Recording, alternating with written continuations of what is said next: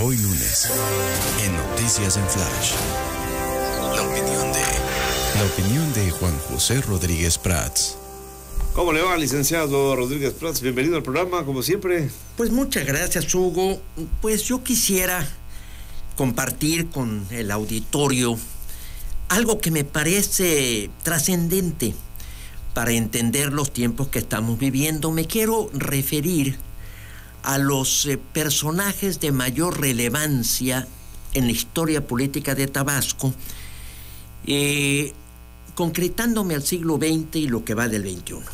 En el siglo XIX hubo figuras relevantes que tuvieron una influencia, como Simón Sarlat, que inclusive Joaquín Demetrio Casasus lo acusaba de tener cierta ascendencia, o los Dueña, por ejemplo, cuando la invasión de los franceses, la personalidad de Gregorio Méndez, la figura histórica que trascendió y actuó también en el siglo XX de Manuel Sánchez Mármol. Pero yo creo que en el siglo XX, y ya hablando propiamente de la época postrevolucionaria, diría que en la historia de Tabasco ha habido tres personajes de relevancia que tuvieron una influencia por varios años. El primero, desde luego, es Tomás Garrido Canaval. Él incurre en la política tabasqueña por recomendación de su familia, José Domingo Ramírez Garrido. Viene en 1919 un interinato, pero podemos hablar de que el porfiriato fue después de la Revolución de la Huertista, del 23 al 35. Podemos decir que Tomás Garrido Canaval gobernó durante 12 años. No gobernó, mejor dicho, estuvo al frente de los destinos de Tabasco. Fue la figura notable, fue el hombre indispensable, el caudillo, el hombre del sureste. Inclusive había zapateado con ese nombre. Entonces, Tomás Garrido Canaval ha sido una figura muy discutida. Se reconoce el desarrollo del Estado, las ferias que lo promovieron, el trabajo educativo, aunque desde luego se le recrimina el fanatismo para combatir a los católicos, para aplicar con rigor las leyes que frenaban la libertad de creencias, y también pues un poco la concentración del poder y reprimir a la disidencia. Eso hay testimonios de pensadores como Francisco Jonta Santamaría, Andrés y Duarte y muchos otros que critican este aspecto de Tomás Garrido Canaval. El segundo personaje, sin lugar a dudas, es Carlos Alberto Madrazo Becerra. Yo creo que fue un gobernador que supo entender las necesidades de su tiempo y hay una frase de Shakespeare que me agrada mucho, que dice que hay una marea en la vida de los hombres que tomada a pleamar conduce a la fortuna. Si la habitamos, todo el viaje estará llena de escollos y desgracias. Es una frase de Shakespeare porque Carlos Alberto Madrazo aprovechó muy bien. En el 58 se introdujo la carretera que nos unió al centro, obra de don Adolfo Ruiz Cortines, la relación con López Mateos. Él supo atraer inversiones a Tabasco. Podemos decir que Tabasco se incorporó a la nación. Éramos una aldea, éramos una zona aislada por el pantano, por el mar, por los ríos, por las inundaciones. Entonces, Carlos Madrazo, sin duda, también concibe, esto es una de las cosas que yo señalaría en el platillo de los errores, un plan transeccional. O sea, yo tengo la teoría, desde luego, de que él sí pretendía tener un poder transeccional, y por eso influyó en la persona de Manuel R. Mora para tratar de influir. Manuel R. Mora no tuvo más remedio que rebelarse ante esa subordinación, y él por eso permanece en el cargo, y se le habla de que vino el rompimiento. Cuando Madrazo renuncia el 20 de noviembre del 65 a presidente del PRI, pues ya Manuel Mora empieza a actuar con total independencia al frente del gobierno. El tercer personaje, sin duda alguna, es el gobierno de Andrés Manuel López Obrador. El día de ayer, Javier May creo que se precipitó al decir que el presidente le ha cumplido a los tabasqueños. La frase me hizo tratar de ponderar con la mayor objetividad, aunque desde luego esto es muy difícil, porque pues yo también estoy involucrado en la política, he sido su amigo y me he confrontado con él, perdonando la vanidad o hablar en primera persona, pero yo creo que el obradorato, pudiéramos decir, es este periodo, así me atrevo a calificarlo, a denominarlo, que va desde el 88 así no ha concluido. Por eso me parece precipitado que Javier May pues ya hable de que ha cumplido. No, todavía falta para juzgarlo y para ver en su conjunto. Yo dividiría del obradorato en 3 etapas. La primera, cuando él actuó desde la oposición, del 88 al 2000. Ahí está el movimiento de resistencia civil, la deuda que se deja a la Comisión Federal de Electricidad, un problema que no se ha podido resolver, el bloqueo de los pozos y el inicio de lo que es la protesta ilegal para obtener la solución de un conflicto social. Que esto me parece que es un signo de descomposición, de falta de gobernabilidad y que ha sido ya rutina en los tabasqueños, que si falta la luz se bloquea el tránsito, si hay algún problema se va a la presión. ¿Por qué se va a la presión? Porque la autoridad no responde con la prontitud que quisiéramos, porque la autoridad es indiferente o porque ya escogimos el camino de presionar, de extorsionar, de violar la ley para obtener la solución del problema que planteamos, lo cual daña también a los otros ciudadanos. Ese periodo fue del 88 al 2000. O sea, Andrés Manuel, habrá que reconocerle, esto entra en lo positivo, comenzó la lucha política, comenzó la contienda, él crea el PRD, y de ahí... Pero, a ver, ¿fue él? ¿No fue Cuauhtémoc? ¿No fue...? Bueno, mira, en Tabasco, Graco Ramírez Garrido convence a Andrés Manuel de renunciar al PRI en el 88, cuando... viene la elección del 88 y él lo lleva, esto a mí me lo dijo también el ingeniero Cárdenas y lo escribe en sus memorias el ingeniero Cárdenas. Graco lleva a Andrés Manuel con el ingeniero Cárdenas y se postula. En ese entonces el Frente Democrático Nacional, no existía todavía el PRD. Y no había quienes le entraron. Entonces, no había quienes entraron. Él inicia la contienda política. Eso hay que reconocérselo. Él tenía una penetración en el sector indígena porque él había sido del INI, delegado del INI, del Instituto Nacional Indigenista, y había hecho una obra con los recursos que sobraban en el gobierno del ingeniero Rovirosa. En el gobierno de González Pedrero, cuando eso hay que decirlo también, cuando viene el rompimiento de Andrés Manuel hacia el PRI, o mejor dicho, a la renuncia de la presidencia del PRI, no es porque él quisiera democratizar el partido, como se ha dicho, sino que hay una confrontación con los presidentes municipales.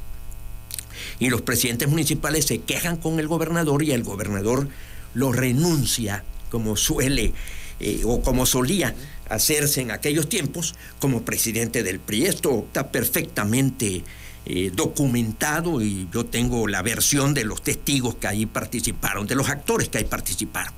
Entonces, la segunda etapa, digamos que es del 2000 al 2012. Andrés Manuel se retira de Tabasco, él hace una consulta o un simulacro de consulta donde los tabasqueños le dicen vete a la Ciudad de México para ser candidato a la jefatura de gobierno, cuando habíamos hablado inclusive con varios para formar un frente y que él fuera nuestro candidato a la gobernatura en contra del PRI en el 2000. Ahí es cuando entra Manuel Andrade y Raúl Ojeda como candidato de lo que ya había formado Andrés Manuel, el PRD. Ese periodo del 2006 al 2012, digamos que, del 2000 al 2012, digamos que el obradorato estuvo un tanto ausente, porque Andrés Manuel andaba aquí en el escenario nacional, aquí en Tabasco. Y después viene del 2012 y todavía está vigente. Entonces podemos decir que si inicia el obradorato en el 88, a la fecha llevaría ya 36 años. Y todavía va a tener influencia, porque su ascendencia en el gobierno de Javier May, pues es evidente. Inclusive el mismo gobernador electo, pues designa al hermano de Andrés Manuel como secretario de gobierno. Entonces es muy temprano para juzgar qué es lo que Andrés Manuel hizo en Tabasco, o si está a la altura de los otros dos personajes. Sin duda, sí es el personaje de mayor permanencia en el escenario, digamos, protagónico de los últimos años. Él, desde luego, designa a Arturo Núñez. Ahí están los videos en donde dice: Arturo Núñez es el mejor candidato, y él va a ser, y lo impone. Después viene un rompimiento, y lo acusa inclusive de traidorzuelo. Todavía recordamos sus palabras. Y Arturo también, cuando él le dice: tú eres mi jefe, Andrés Manuel. O sea, eso está claro. De ahí viene la designación de Adán Augusto. Y viene ahora la designación de Javier May. Ningún gobernador, ningún líder, ningún caudillo ha designado a tanta gente al frente del gobierno de Tabasco como lo ha hecho el Obradorato. Y ahí será juzgado. ¿Han resultado buenos gobernantes? ¿Han hecho buena obra? Javier May dice: ha cumplido Andrés Manuel con Tabasco. Las obras que Andrés Manuel concibió, porque ahí fue donde él dijo: amor con amor se paga para Tabasco, pues fueron la refinería de Dos Bocas y el Tren Maya.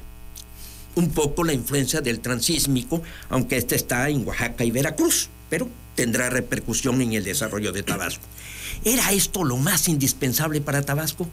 ¿No hubiera sido preferible darle prioridad a la infraestructura, al agua potable, a la educación? Esas son obras que no se ven. Tal parece que el político mexicano tiene una gran proclividad a hacer la obra ostentosa, la obra histórica. Todavía vamos a ver, para poder juzgar con objetividad, los resultados, si estas dos obras le van a dar beneficios a Tabasco. Yo tengo serias dudas, serios cuestionamientos, por lo que podemos decir que el Obradorato todavía vamos a tener años para seguirlo considerando y para dar un diagnóstico, un dictamen de si su dominio en Tabasco, su preponderancia, su hegemonía fue útil o deja una huella negativa en la historia de Tabasco. Bueno, pues creo que es interesante. Ahora hay otra cosa: obradorato y no obradorismo, como que ahí hay una diferencia. Es buena, ¿no? Pero me gusta más el obradorato. ¿Por qué? ¿Por aquello de nombrar gobernantes? Por aquello de imponerse, por aquello de su tendencia autoritaria.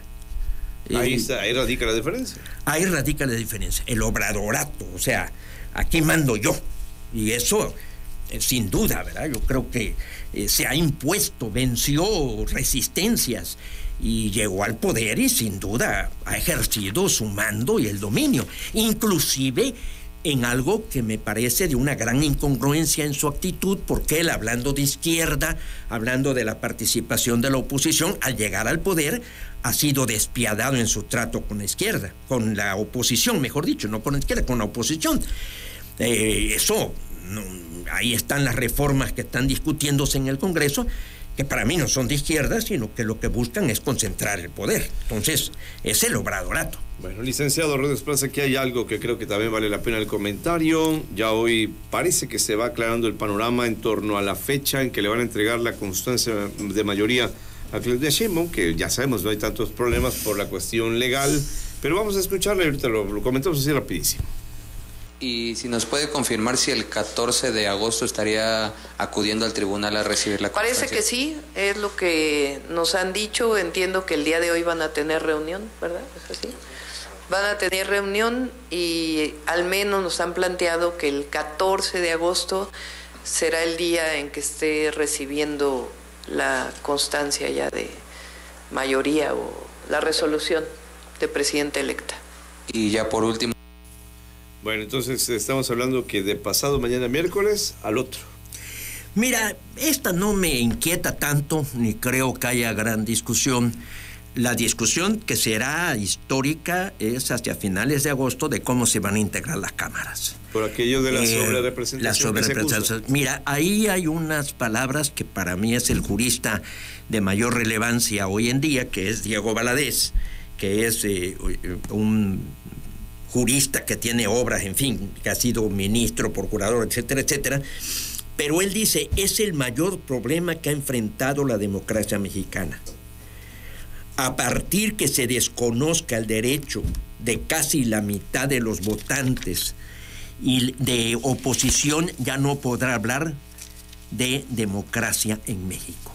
O sea, a ese grado es de importancia la decisión de si se le da el 74%, habiendo obtenido el 54% de votos, se le da el 74% de diputados, y a la oposición, que tuvo cerca del 50 o 40 y pico por ciento, solamente se le reconoce una cuarta parte.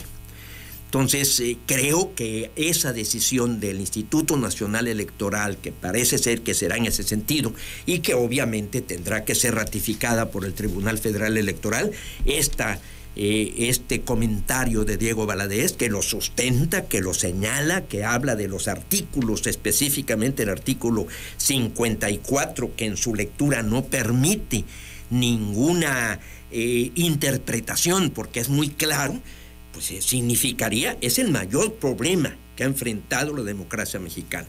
Sería el principio, dice él, de el fin de la democracia en México. Esta decisión me parece que es de mucho mayor importancia que la del titular del Poder Ejecutivo y posteriormente la reforma del Poder Judicial, que verdaderamente yo sí aquí me permitiría pues hablarle al paisano, que traté yo en algún momento, que la postergue, que se lo deje a Claudia Sheinbaum para que ella lo haga o lo deje de hacer o la corrija.